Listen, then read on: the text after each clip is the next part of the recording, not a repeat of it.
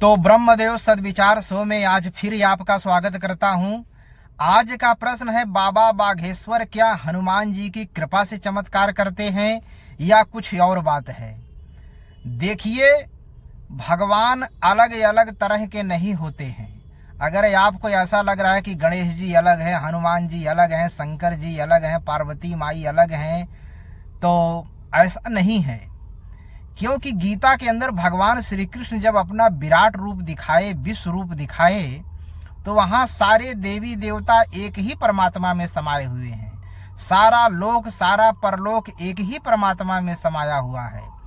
और वेद का भी निचोड़ यही है, एकम ब्रह्म द्वितीयो नास्ति, यानी भगवान एक है, दूसरा तो कुछ है ही नहीं।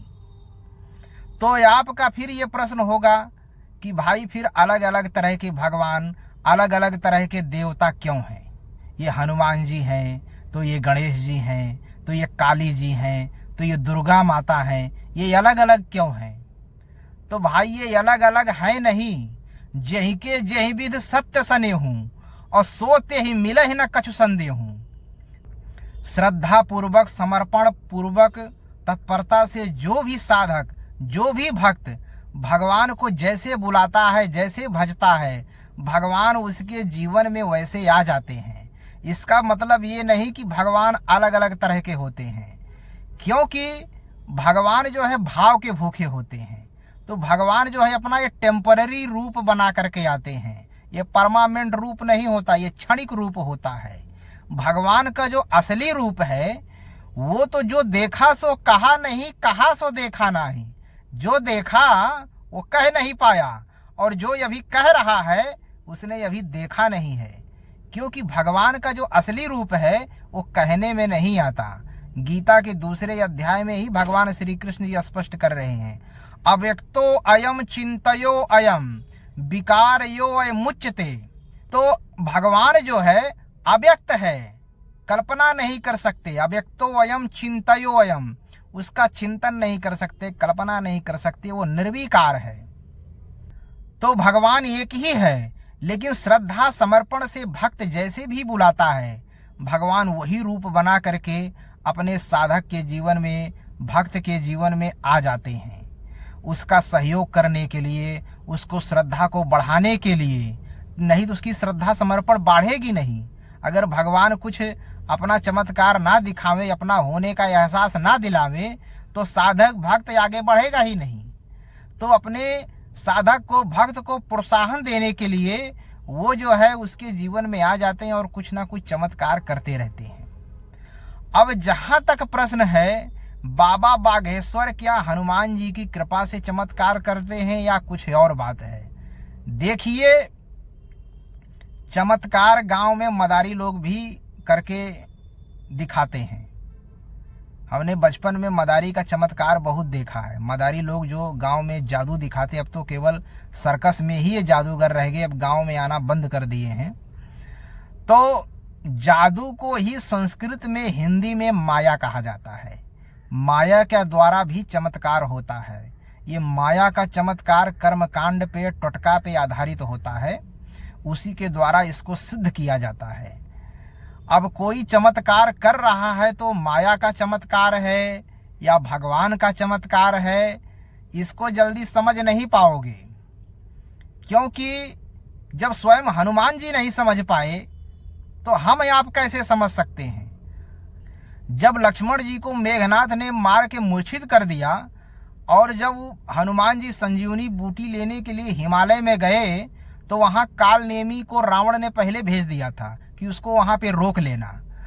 तो कालनेमी जो है वहां आश्रम बना लिया माया के द्वारा, और सीताराम सीताराम जप रहा है। हनुमान जी को रोक लिया, उनका भविष्यवाणी भी बता दिया कि आप जो है राम के भक्त हो, लक्ष्मण जी वहां मूर्छित हैं, आप संजीवनी बूटी लेने आए हो, फलाना धमाका सब बता दिया। और हनुमान जी तुरंत जो है उसके प्रभाव में आ गए।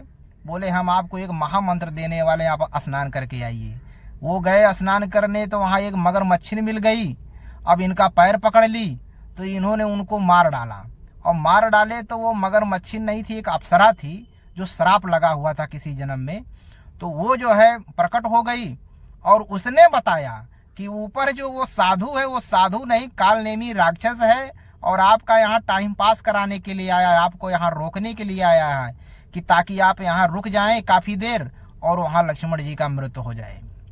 तो आप जो है उससे सतर्क हो जाइए। तब हनुमान जी को मालूम पड़ा, सीता जी भी रावण को नहीं पहचान पाई कि ये राक्षस है या साधु है। तो ये जो माया की शक्ति है और भगवान की शक्ति है, इसको बड़े बड़े लोग नहीं समझ पाते हैं, आप हम कैसे समझ सकते हैं। तो इसलिए भाइयों, आप लोग से आग्रह है कि ये माया का चमत्कार और भगवान का चमत्कार तो हम समझ नहीं सकते, इसलिए आपको इस चमत्कार के चक्कर में उलझना नहीं है।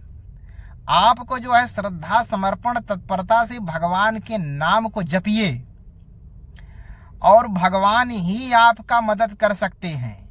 गौतम बुद्ध ने भी यही कहा, आपो दीपो भवा, यानी अपना दीपक स्वयं बनो।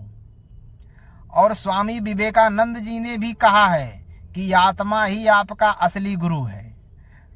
और लगभग सारे महापुरुषों का भी निर्णय यही है कि जब तक आपका हृदय से भगवान जागृत नहीं होंगे, वो बोलना बताना नहीं शुरू करेंगे, तब तक आपको सही गलत समझ में नहीं आएगा। आप अपने बुद्धि से नहीं समझ पाओगे क्या सत्य है क्या असत्य है, ये माया का चमत्कार है कि भगवान का चमत्कार है। चमत्कार के चक्कर में फंस करके आप केवल अपना बर्बाद करोगे और आपको कुछ मिलने वाला नहीं है। क्योंकि जब तक आपका अनुभव वाला ज्ञान नहीं मिलेगा, अनुभव ज्ञान आएगा कहाँ से? वो भगवान का नाम जपने से आएगा। भगवान आपके हृदय में है। ईश्वर सर्वभूतानाम हृदय से अर्जुन तिष्ठति। ईश्वर हर शरीरधारी जीव के हृदय में ही रहता है, बाहर नहीं है। लेकिन जब आप नाम जपेंगे, नाम जपनते नाम रटनते और सौ प्रगटत जिम मोल रतनते, जैसे रतन का नाम जानने से उसका भाव जो है समझ में आ जाता है। अब हीरा है, जमीन पे है, आपको मालूम नहीं है हीरा है, आप लांघ के चले गए, और अगर मालूम पड़ गया ये हीरा है तो फिर उसका कीमत आपको दिखाई देने लगता है। तो भगवान का नाम जपने से, जपते जपते ही जब वो नाम हृदय से रथी होता है, जब भगवान हृदय से प्रकट होते हैं, अनुभव में आते हैं, तब वो नाम का कीमत बढ़ता है। राम नाम में अंतर है, कहीं हीरा है कहीं पत्थर है। क्योंकि भगवान के नाम में भी अंतर है, कहीं आप पत्थर वाला नाम पकड़ के ना बैठे रहें, नहीं तो आपके हाथ में कुछ नहीं लगेगा। क्योंकि राम नाम में अंतर है, कहीं हीरा है कहीं पत्थर है। तो भगवान का नाम तो सब जपते हैं, लेकिन जपते जपते जब वह हृदय से भगवान जागृत हो जाए और उस नाम में सिद्धि मिल जाए, तब जा करके वो नाम हीरा बनता है। तो ये आपको स्वयं करना पड़ेगा, ये दूसरे के करने से नहीं होगा। दूसरा का खाया हुआ आपका भूख नहीं मिटाने वाला है, ये आपको स्वयं करना पड़ेगा। और ये आपको मनुष्य जीवन मिला भी इसीलिए है कि आप साधन भजन करके भगवान का नाम जाप करके अपने आत्मा का उद्धार करें। इसीलिए आपको मनुष्य जीवन मिला है। और आप जो है अपने जीवन में भगवान के नाम का जाप जो है शामिल कीजिए। ओम या राम, गीता के अंदर भगवान श्री कृष्ण करीब 7 जगहों पर ओम नाम का जाप करने के लिए अर्जुन को बताए हैं, और रामायण के अंदर राम नाम को जाप करने के लिए बताया गया है। तो ओम और राम दोनों का अर्थ एक ही होता है।